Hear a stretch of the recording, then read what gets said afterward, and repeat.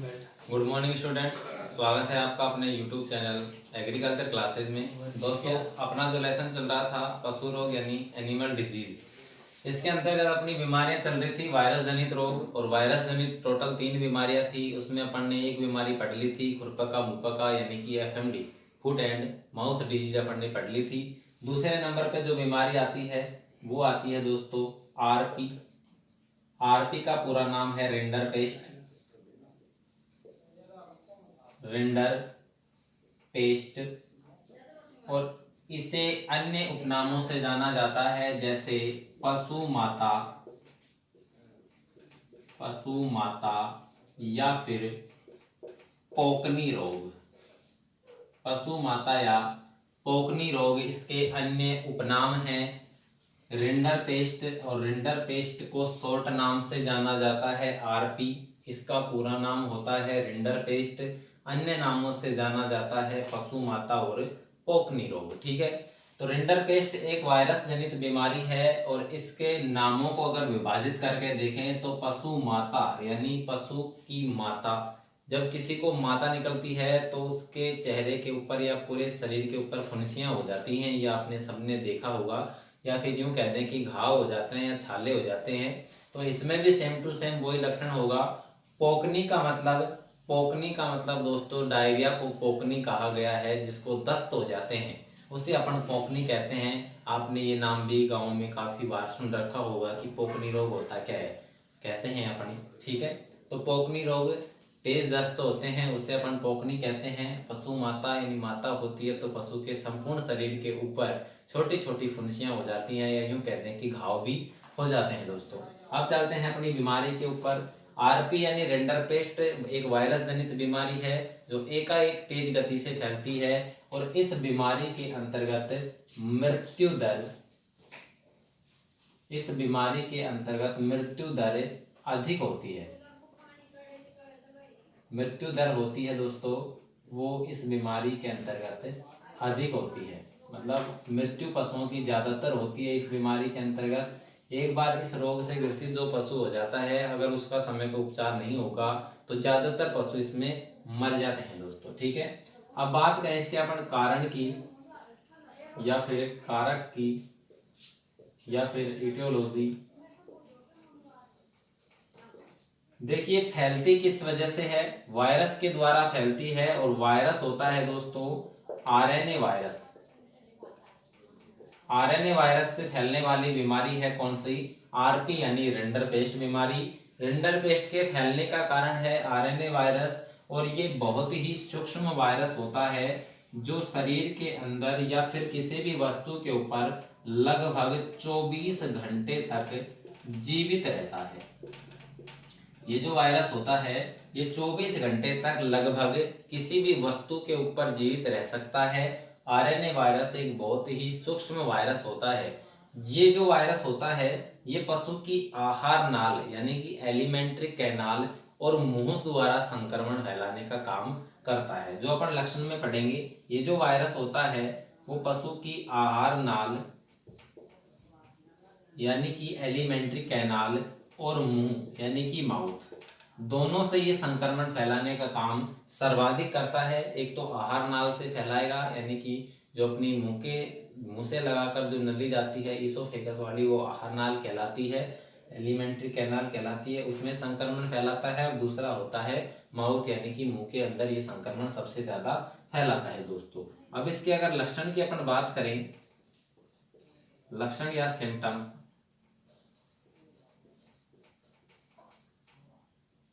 तो देखिए दोस्तों इसके लक्षण क्या क्या होते हैं। पहला इसका जो लक्षण होगा, तो लक्षण देखेंगे अपन इसके नाम से, पशु माता हो रहा है और पशु माता है और RNA वायरस से फैल रहा है। आहार नाल और मुंह में ये संक्रमण सबसे ज्यादा फैलाता है। तो पशु माता, इसका मतलब पशु को माता निकलेगी, पशु के शरीर के ऊपर फुंसियां होंगी, लेकिन सर्वाधिक कहाँ होंगी? आहार नाल और मुंह के अंदर होंगी। तो इसमें पहला लक्षण हो जाएगा पशु की आहार नाल और मुंह के अंदर छाले हो जाते हैं। पशु की जो आहार नाल या मुंह होता है उसके अंदर दोस्तों छाले हो जाते हैं, जो इस बीमारी का मुख्य लक्षण होता है। दूसरी अगर इसकी बात करें अपन, तो पोकनी नाम उठा लो। पोकनी यानी कि पशु को तेज दस्त होंगे, तो पशु को तेज दस्त होते हैं, जिसके अंदर पानी डिस्चार्ज और ब्लड मिला हुआ पिचकारी के साथ होते हैं।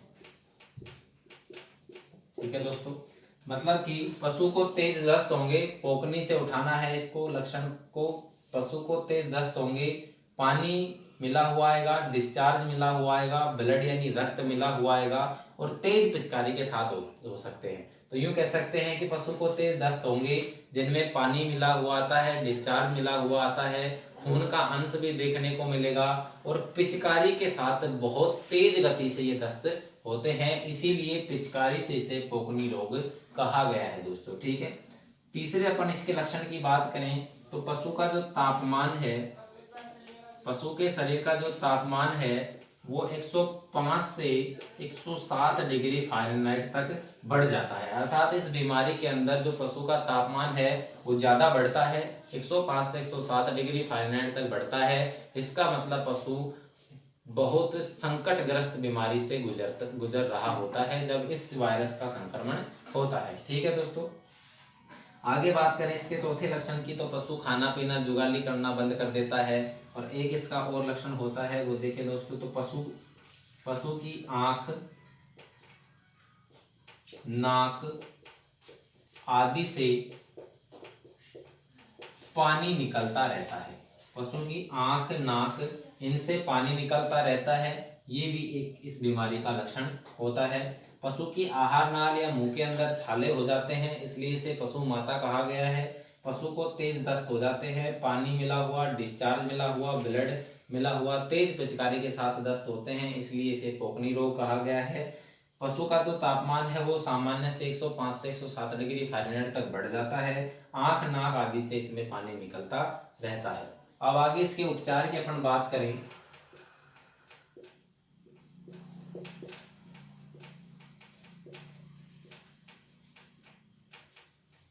उपचार की बात करें तो देखिए दोस्तों, उपचार क्या क्या होंगे इसके। पहला जो इसका उपचार होगा तो वही होगा द्वितीयक जीवाणु के संक्रमण को रोकने के लिए, द्वितीयक जीवाणु के संक्रमण को रोकने के लिए एंटीबायोटिक दवा लगाते हैं, एंटीबायोटिक दवा लगाते हैं। और इसमें इंजेक्शन जो अपना आता है वो आता है दोस्तों पेनिसिलिन। पेनिसिलिन 3 ग्राम इंट्रामस्कुलर। देखिए, द्वितीयक जीवाणु के संक्रमण को रोकने के लिए एंटीबायोटिक दवा लगाते हैं। यह अपन ने पिछली बीमारी में बता दी थी, पढ़ लिया था कि जो वायरस की बीमारी होती है इसमें जीवाणु के संक्रमण को रोकने और वायरस की द्वितीयक अवस्था को रोकने के लिए इसमें एंटीबायोटिक दवा अपन लगाते हैं, जिसमें पेनिसिलिन 3 ग्राम इंट्रामस्कुलर लगाई जाती है। अब देखते हैं इसका दूसरा उपचार क्या होगा। दूसरे उपचार की अगर बात करें तो पशु को तेज दस्त हो रहे हैं, पानी मिला हुआ, डिस्चार्ज मिला हुआ, पिचकारी की तरह यानी कि तेज दस्त हैं, तो पशु के दस्त को रोकने के लिए, दस्त रोकने के लिए एस्ट्रीजेंट यानी कि स्तंभक, नाम सुन रखा होगा, स्तंभक दवा लगाते हैं। पशु के दस्त रोकने के लिए अपन स्तंभक दवा यानी कि एस्ट्रीजेंट दवा लगाते हैं, और इसमें इंजेक्शन आता है सल्फा डिमेडिन। सल्फा डिमेडिन लगाते हैं, 10 से 15 ml लगाते हैं, और ये लगता है इंट्रामस्कुलर। ठीक है दोस्तों, सल्फा ग्रुप की औषधि दस्त को रोकने में काम आती है। वो शुरू की जो 8 परिभाषाएं लेसन चालू किया था जब पढ़े थे, उन्हीं में से इसको उठाना है। तो दस्त को रोकने के लिए अपन स्तंभक या एस्ट्रीजेंट दवा लगाते हैं, इसमें सल्फा डिमेडिन इसमें लगती है दोस्तों। अब देखिए तीसरा जो इसका उपचार होगा, तीसरा उपचार अगर देखें तो पशु का तापमान बढ़ रहा है, यानी कि पशु का शरीर का जो तापमान है वो 105 से 107 डिग्री फ़ारेनहाइट तक बढ़ रहा है। तो पशु के शरीर का तापमान कम करने के लिए, तापमान को कम करने के लिए एंटी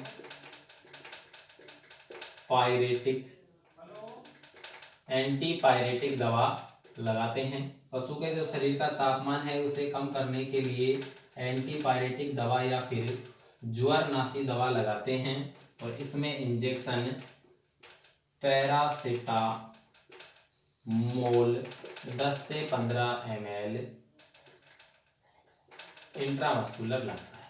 ठीक है, तापमान को कम करने के लिए एंटीपायरेटिक या ज्वरनाशी दवा लगाएंगे, जिसमें पैरासीटामोल 10 से 15 ml इंट्रामस्कुलर अपन लगाते हैं दोस्तों। अब अगर इसके बचाव की बात करें तो बचाव या कंट्रोल वही होगा, स्वस्थ पशु को बीमार पशु से अलग रखना चाहिए। स्वस्थ पशु को बीमार पशु का बचा हुआ चारा या पानी नहीं खिलाना चाहिए। अब देखते हैं इसके टीकाकरण की। टीकाकरण क्या होगा, यानी कि इसका वैक्सीन या टीकाकरण। देखिए दोस्तों क्या होता है, इसका जो टीका जो लगता है वो इसी के नाम से आता है, आरपी के नाम से आएगा, यानी कि रिंडरपेस्ट के नाम से होगा। रिंडरपेस्ट के नाम से ही टीका आता है। इसकी डोज आती है 1 ml, यानी कि 1 ml की डोज होगी। सबकुटेनियस और इंट्रामस्कुलर दोनों रूपों से ये लगता है दोस्तों। ठीक है, इसका जो टीका होगा वो आरपी यानी कि रिंडरपेस्ट के नाम से आएगा। 1 ml सबकुटेनियस या इंट्रामस्कुलर दोनों रूटों से लगता है। ठीक है दोस्तों, वापस एक बार इसे दोबारा से रिपीट करते हैं। वायरस जनित जो रोग पढ़ रहे थे उसमें दूसरे नंबर की जो बीमारी पढ़ी है अपन ने वो है आरपी। आरपी का पूरा नाम होता है रिंडरपेस्ट, और इसके दो उपनाम और होते हैं, एक होता है पशु माता और दूसरा होता है पोकनी रोग। यह रोग वायरस जनित रोग है। इस रोग के अंतर्गत पशुओं की मृत्यु दर सर्वाधिक होती है, या यूं कह सकते हैं कि इस रोग के अंदर पशु अधिक मात्रा में, अधिक संख्या में मर जाते हैं। कारण कि अगर इसके फैलने की बात की जाए तो यह बीमारी आरएनए वायरस द्वारा फैलती है। जो ये आरएनए वायरस होता है ये बहुत ही छोटा वायरस होता है, बहुत सूक्ष्म वायरस होता है, जो कि 24 घंटे तक किसी भी निर्जीव वस्तु के ऊपर पड़ा रहकर भी अपना जीवन यापन करता रहता है। ये जो वायरस होता है आरएनए, ये पशु की आहार नाल और मुंह के द्वारा संक्रमण फैलाता है। इसका मतलब सबसे पहले इसमें संक्रमण फैलेगा आहार नाल यानी एलिमेंट्री कैनाल से, मुंह यानी माउथ के द्वारा इसमें संक्रमण फैलता है। लक्षण यानी सिम्टम्स की बात करते हैं अपन, तो कौन कौन से लक्षण पशु प्रदर्शित करेगा इसमें। पशु की आहार नाल, मुंह में छाले हो जाते हैं, पशु की आहार नाल और मुंह के अंदर छाले हो जाएंगे। दूसरा लक्षण होगा पशु को तेज दस्त होंगे, दस्त के अंदर पानी मिला हुआ आएगा, डिस्चार्ज मिला हुआ आएगा, ब्लड मिला हुआ आएगा, और तेज पिचकारी के साथ इसमें दस्त होते हैं। तापमान सामान्य से 105 से 107 डिग्री फ़ारेनहाइट बढ़ता है।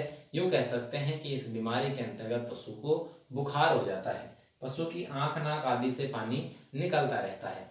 उपचार की बात करें तो सबसे पहले द्वितीयक जीवाणु के संक्रमण को रोकने के लिए एंटीबायोटिक लगाते हैं।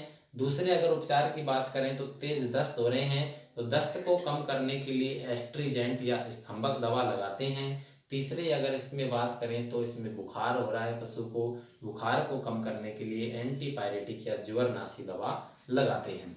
टीकाकरण की बात करें तो इसमें टीका लगता है, आरपी के नाम से ही आता है, यानी कि रिंडरपेस्ट के नाम से आता है। 1 ml की इसकी डोज होती है और वो सबकुटेनियस दोस्तों लगती है। इसका आप स्क्रीनशॉट ले सकते हो। फिर भी अगर कोई प्रॉब्लम होती है तो कमेंट कर सकते हैं।